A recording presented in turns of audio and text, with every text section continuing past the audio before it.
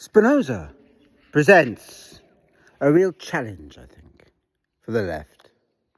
A real challenge because he wants to take you out of your comfort zone and into that zone you know you really ought to be in, but don't want to be, or want to understand your way. Let me explain. In his final book, Ethics, Spinoza presents three states, not perfect, but as perfect as reason could make them.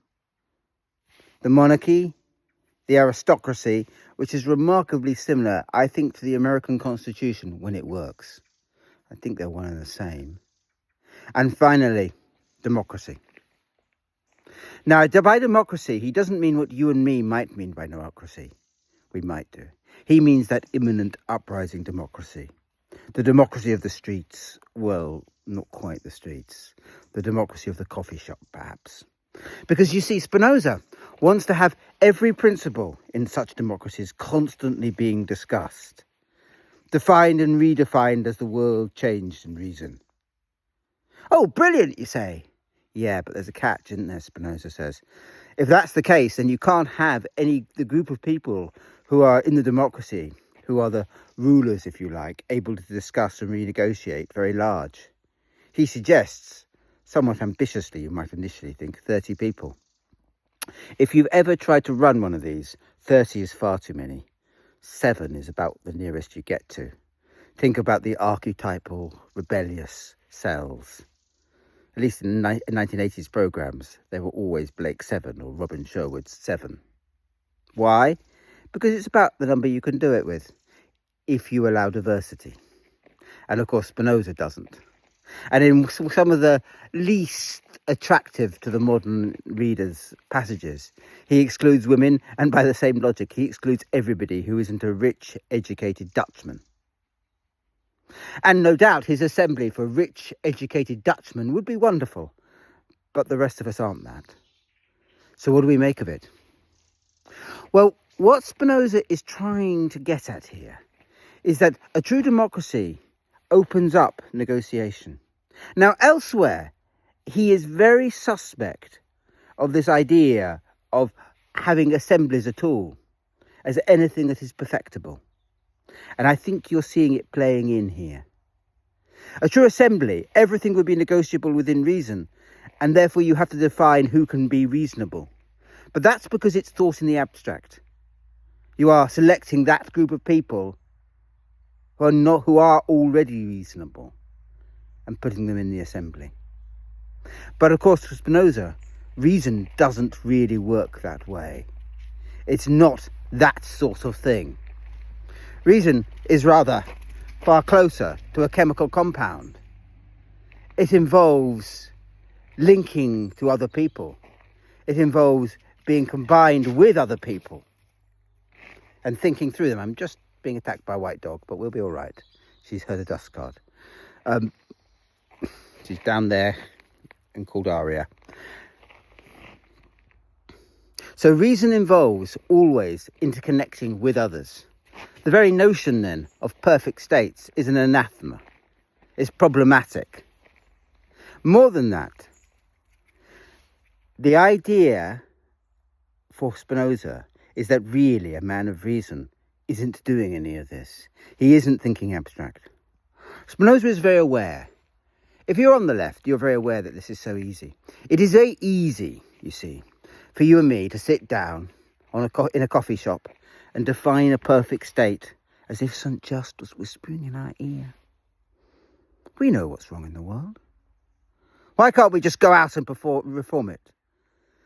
And Spinoza, who had lived through several attempts of these, knew the answer was always, because it always ends in blood and power and abuse, and the demand to force people to virtue, to make them be free. And he is absolutely against that.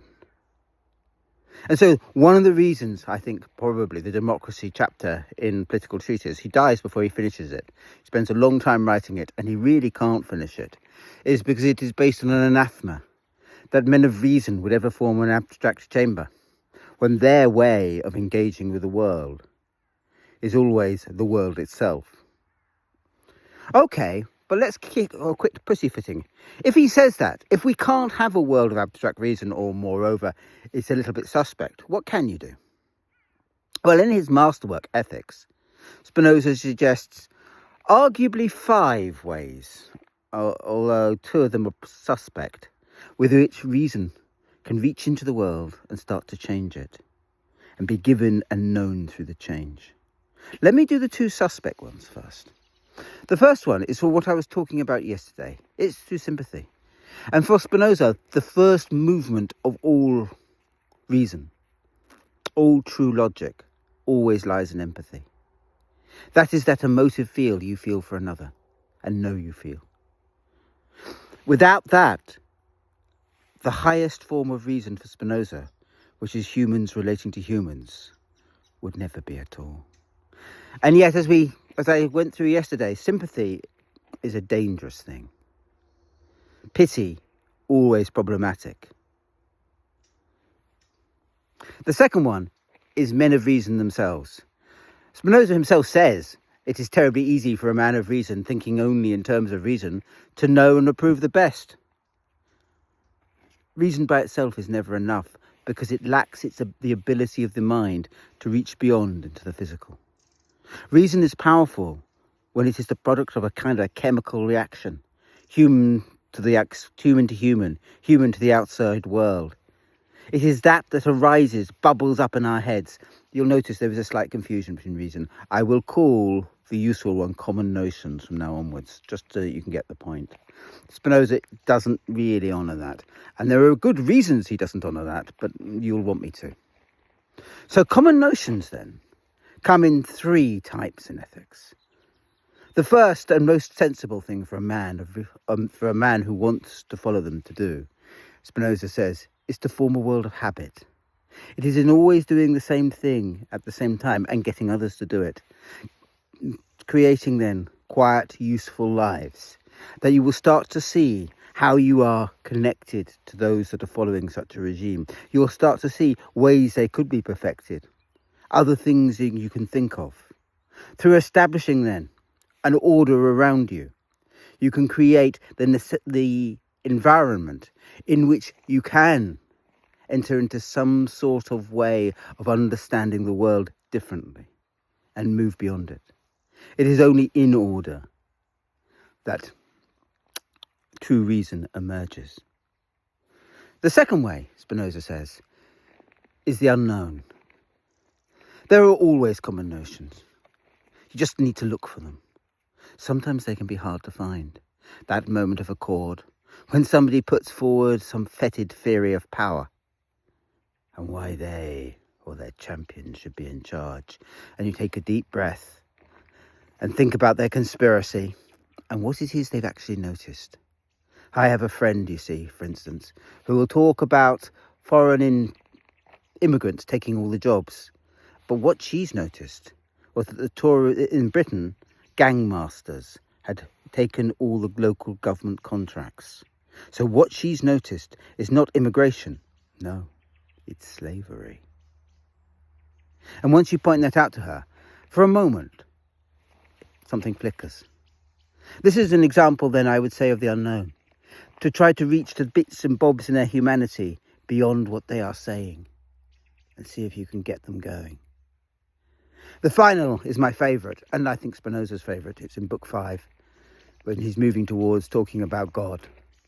And it's the surprise. Sometimes when you're just doing something, an idea strikes you. An idea that allows you to think about how you want to use the world, engage the world, think about the world differently. For me, there's a classic totemic moment.